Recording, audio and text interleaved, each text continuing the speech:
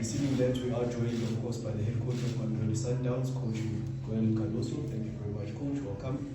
As well as one of the key players, Grant Ekana. Thank you very much, Grant. Just before we get things underway, let's please ensure our cell phones are on silent and we have all our devices ready. Coach, if we can get straight into it, a big match against Ahly, playing at home first. If you could just give us a summary of your thoughts ahead of the fixture on Saturday, please. Well, obviously, it's an important moment. We're playing a Champions League semi-final, and let's say only the best ones arrive in this moment of the competition. So it's obviously an important moment, but what we really want is to go to the last stage of it and be able to play the final. So our thoughts are on there. We know that to beat a team like this, you need to make 2 very good games. Everybody knows what we spoke here when we played the fourth to the final. How important it is to identify how to play those games. What results can be important to take for the second leg, and believe that we can play to win both games. But play to win games like this is being clever the way you do it. So let's see how we go. Obviously, we know what we have on the other side, but also we know what we have on our side, and that's what we rely on our capacity to play this game on the limit. If we play it on the limit, we'll be closer. So let's hope we can do the right strategy, the right approach, play on our limit, and be stronger in order to get a result that is a positive one for the second match. Thank you, Coach. Grant, if you could maybe just hear from your side, just from a player's perspective, preparations ahead of Saturday's match, please. Good afternoon, members of the media. Obviously, we understand what's at stake, the team that we're playing against, but within our group there's a lot of trust and belief in each other.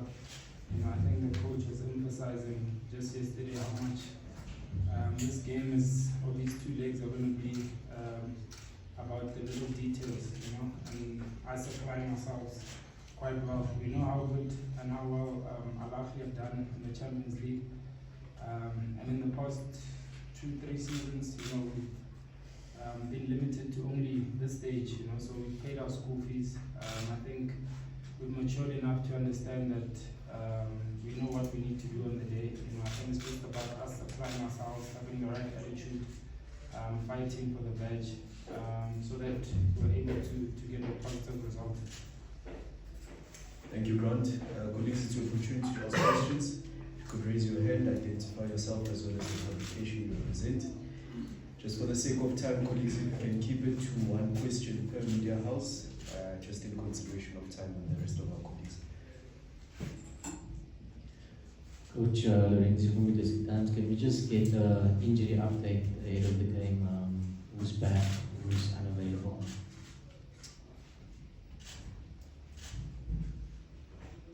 I could not understand the question. I'm so sorry. There's a lot of echo on the system. Just the injury update ahead of the game. Okay. Injury update. We have Motiva that is for some time still on the process of integration on the team. So we have the little Mavena that also is under certain conditions, and all the other ones are on the process of recovering. So tomorrow we'll have a more detailed information on who is available to 100% make the game, and the conditions we get from everybody, so that we don't compromise their state for the second one. So that's tomorrow that we're going to decide. There's still some small details to see.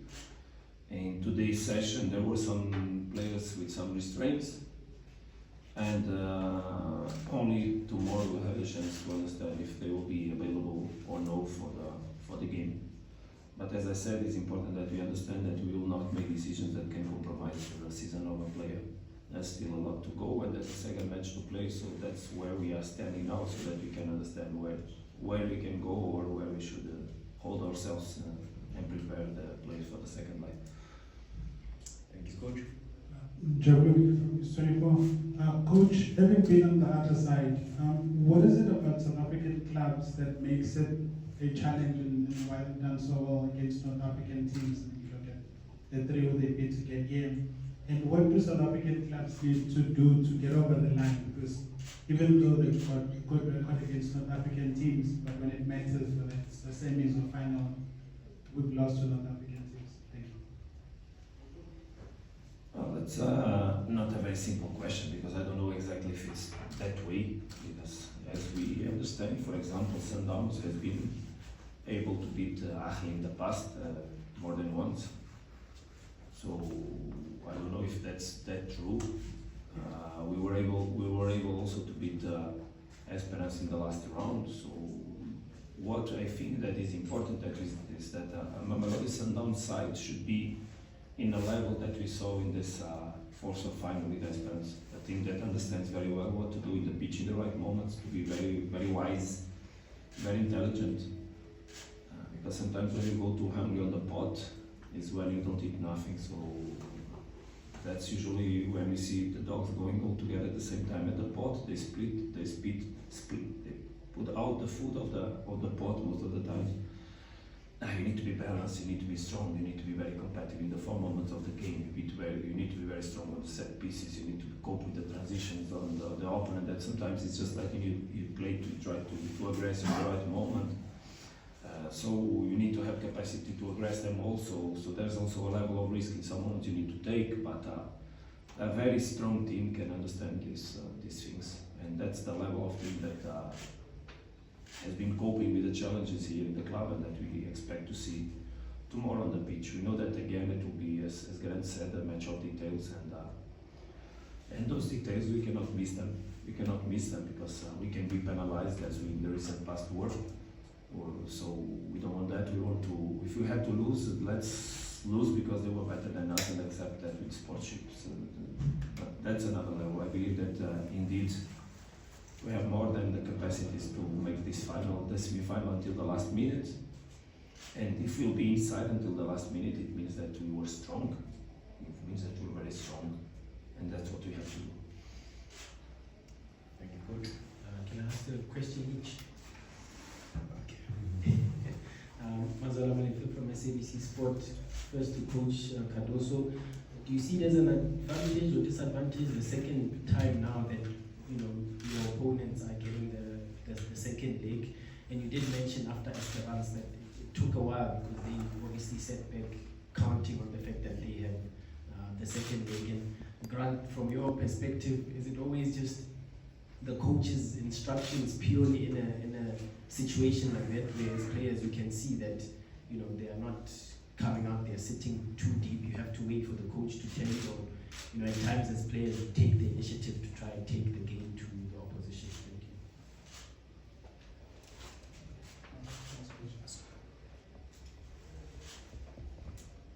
you. Yeah, I think it's a bit of both.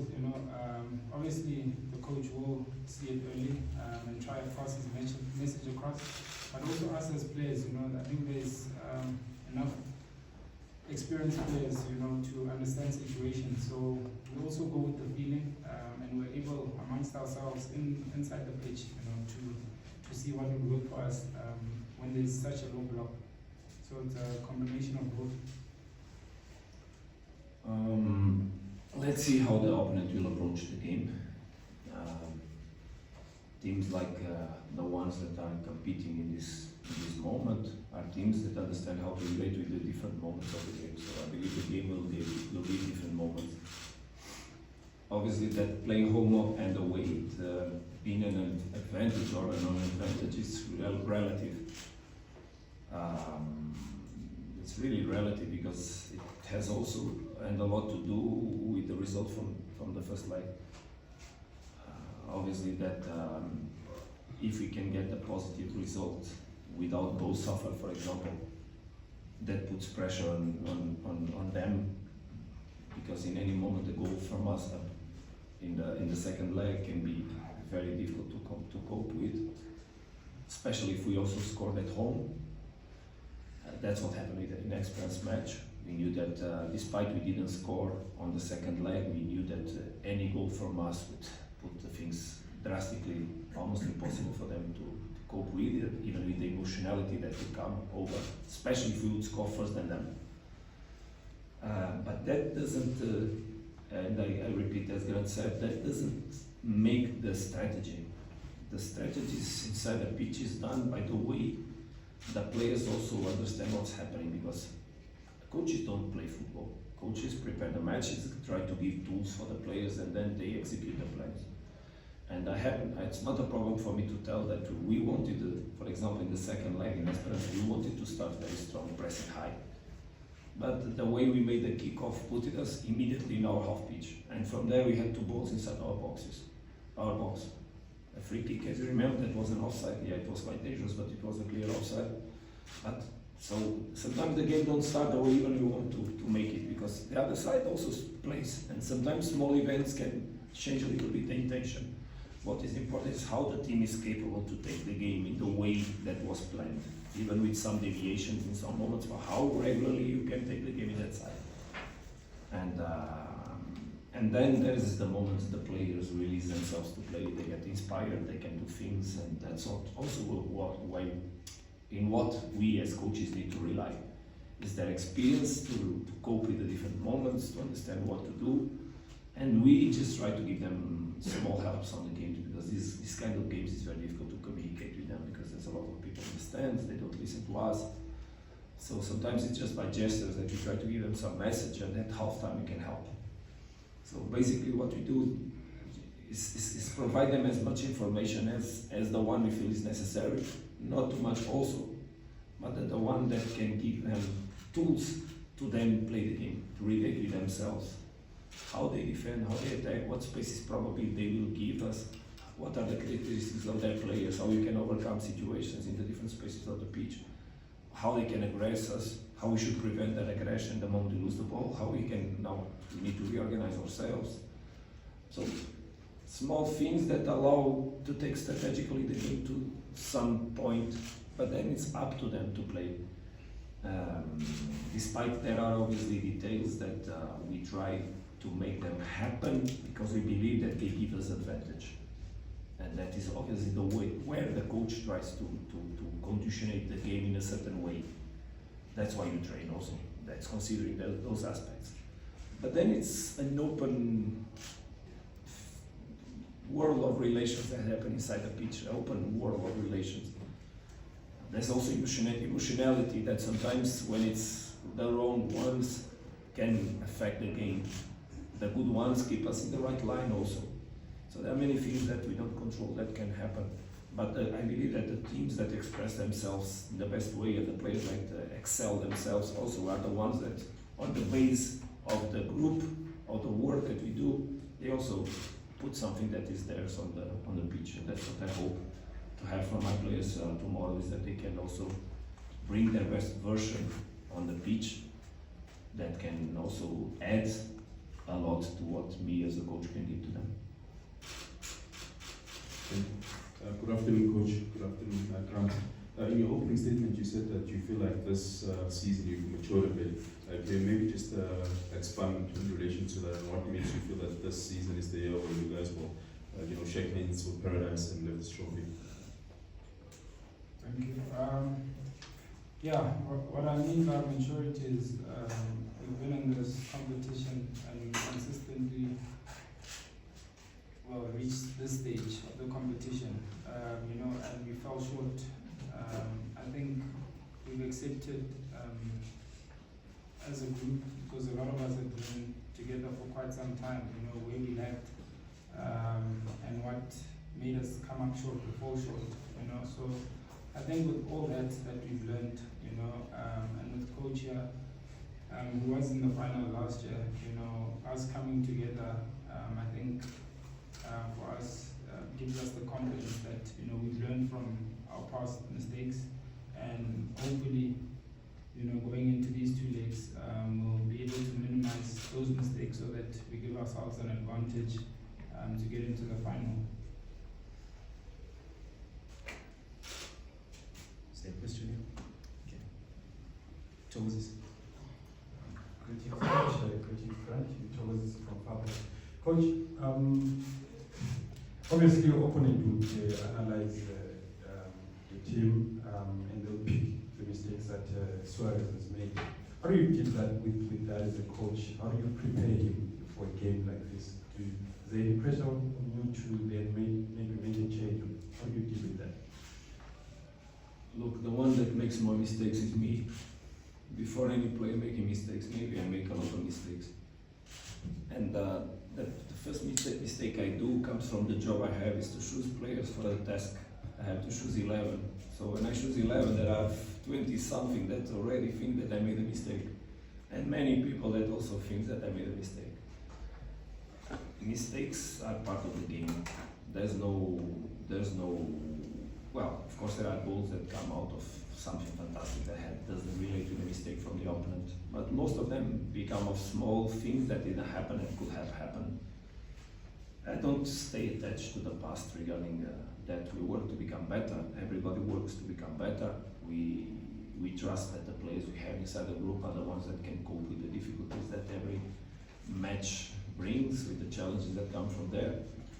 But obviously there's always an emotional state that we need to bring up to the players so that they can perform in the proper way. As you understood, whatever happened in the last match, there was still time to be played, and we could not solve the question. And it's not because of that mistake, but another mistake that we lost. I don't want to speak about the last game, because we should always also regard the future, and I'm this kind of coach that after the game finishes, I always go back on what could I have done better in that context. So I always relate with my responsibility, because I can only get better if I work on what I control. Despite in the moment of the competition, I need to address whatever happens. But after, my job is go back and see, okay, this happened, what I could have done to prevent it, what I could have done after that could help me to be better. Because otherwise I will stay the same. I will not develop myself. I will give the cause of everything that happened to me to someone else. And the other ones I cannot work on. I can only work on myself. So that's how I relate with that, and how I can influence my people to become better. So that's exactly how we deal with emotional setbacks that can happen with any player, anyone on the structure. Because and before a mistake, maybe there are many others that happen. That's how we should relate to the things. Work better, work harder, look in the front, be stronger, grow out, and there's nothing more to do that way. And support people. I'm here to be supportive, not to be killing anyone. There's a good expression in football that says, even if I don't like all the players, I should love them all. And that's how I relate as a coach with my players. Thank you, Coach. We have takers for the last 2 questions. Michelle and let's start here at the back, and then we'll close with Michelle. Yeah, start here. Greetings, Coach, and including Grant. This is Eric Victoria from Alex FM.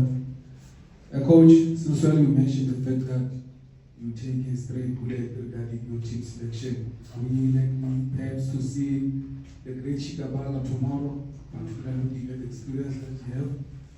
And I'm going to pose a question to you. Let's keep it to one question, guys, please. One question.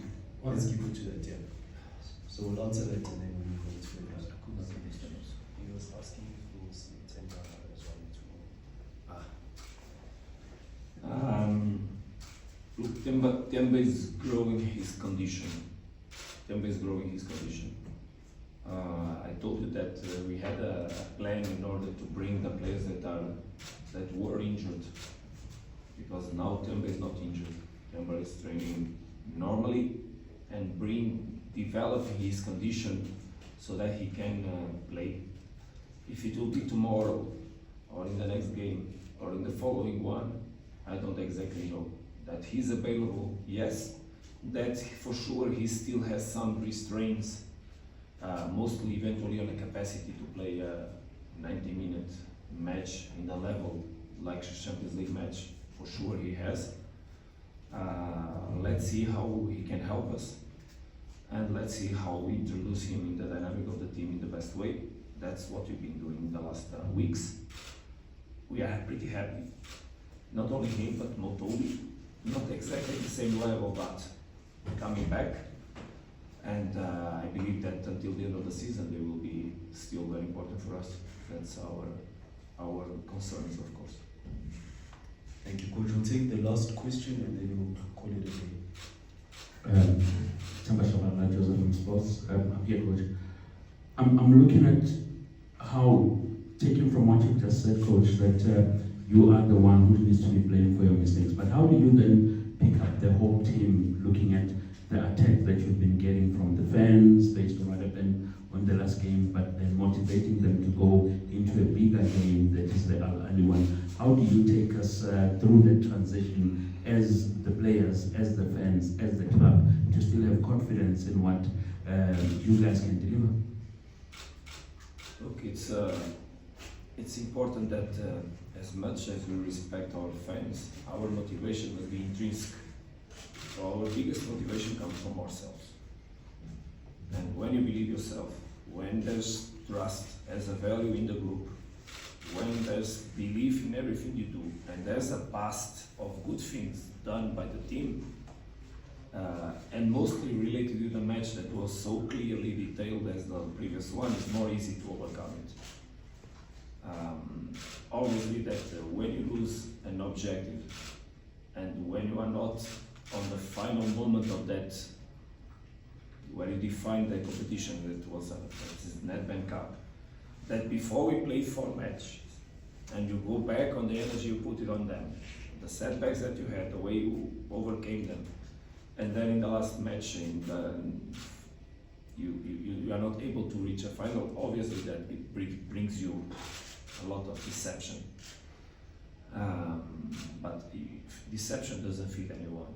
We need to feed ourselves from other kind of emotions and feelings, and when the values inside the structure they are strong, you can live quicker. So basically that's what we did. I think that we already overcame that question. With pain, yes. With big pain, yes. But it's very important to feel the pain, because only when you feel the pain, it means that you are leaving something that was taken from you and you were attached to it. So that's how we felt, that we wanted so much something that we could not get, and the way it was done, it was also not so simple to overcome. It's always easier when you take 3 on the shin, 3-0, 4-0, and you say we played nothing, the guys are 10 times better than us. Those defeats are easier to overcome, because you just need to understand, you need to work more and nothing more. But as I always say, working for future is working on the future. It's, what happens to you doesn't define yourself as a person. What defines you is what you do, with what happens to you. And that's what I try to bring my team to think about. What will speak for us is not what happened, but what will happen. And if we relate with those kind of knowledges, of understandings, of way of being and behaving, that's the only way you can develop, because we have still so much to play. There's a Champions League semi-final to be played, and after there's a championship to be won that is far away from being finished. And we need to be so strong to win it, so strong, because we have all the odds against us, at least people betting against us. But that's the spirit we have. We are gathering ourselves for a long time around objectives, around the strengths, around the positive things, rather than what makes us weaker. And as we say, what doesn't kill me makes me stronger. And that's the spirit we have inside of us. Coach, thank you very much. Grant,